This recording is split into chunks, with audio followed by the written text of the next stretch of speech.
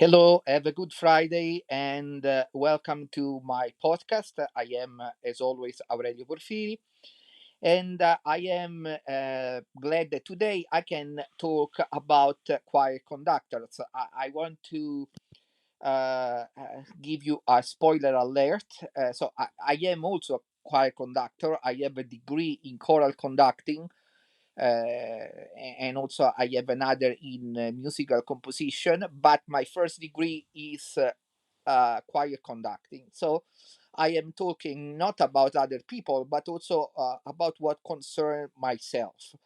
And my podcast is called "The Problem with Choir Conductors." What is the problem with choir conductors, in my opinion, and why I you have to listen to what I say? Because in my past I have also a quite good experience in participating as jury member in choir competition. So I saw a lot of choirs, a lot from all over the world. So I think I have quite a good experience. And because I work in different cultural environments, as in the North American or the Asian.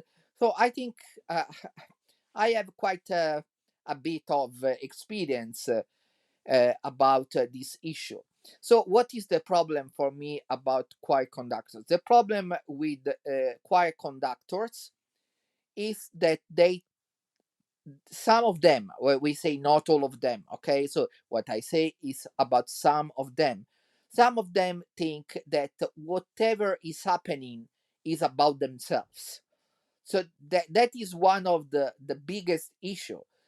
These people that, of course, they have very big ego problem, they think that the performance or what they are doing in concert or during the liturgy is not about in the case of the liturgy, about God, about the music that is performed, but it's about themselves. It's about putting themselves at the center, regardless of the music. So the music is basically the excuse to have them in the spotlight.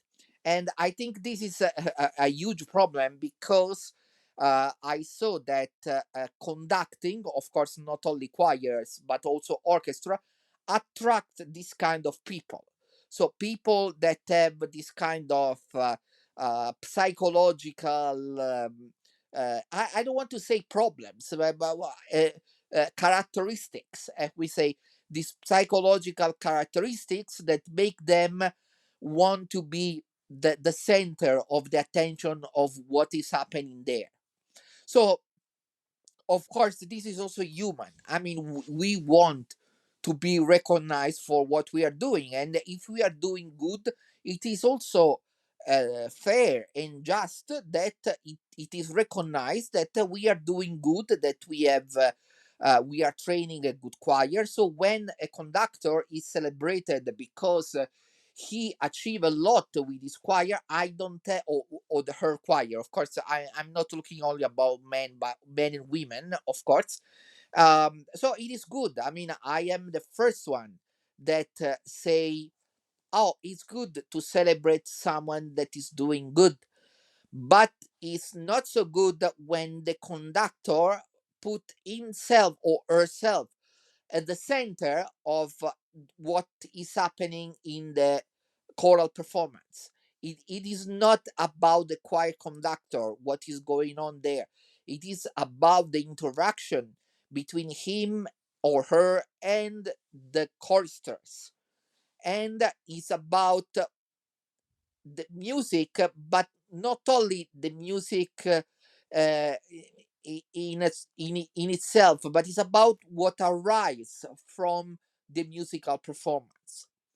And of course, this is even more important when we talk about the music we perform in church, because that should be the highest form of music making, because it's the music directed from to God. So what can be more important than the music directed to God? So I think that we should not only train the conductors in being musically good, of course, this is very important, but we should give them the real reason they are doing they are doing. And as I say, I know that these kind of professions like conducting or even solo singing, of course, attract people that have big egos. And maybe some big ego is also necessary, because when you are there, you are in front to many people, you have to, you are on yourself in the case of singing. So I know that maybe that is necessary, but we should be very careful that these big egos don't take the full command of ourselves and of what we are doing. Because if we are doing this, we are missing completely the scope, the goal of our being conductors. So I think that this is a very important point, and I observed this many times. And this is a kind of repetitive behavior from many conductors. There are also the one, but I have to say they are a minority, that they think that being in a certain way, um, uh, sort of crazy, make them also automatically talented. So because of course there is the idea, not that genius are also in a certain way crazy, no. But I have to say that you can be a genius, and sometimes this makes some people crazy, but it's not because you are crazy that you become automatically a genius or even talented. So I think some people should see very well in this kind of behavior, because the one thing does not go with the other automatically. So, of course, if you have any comment on my podcast, you can comment below this program. I'm always happy to hear from you, and I hope that if you are not, you will subscribe to our podcast, cantus.substack.com.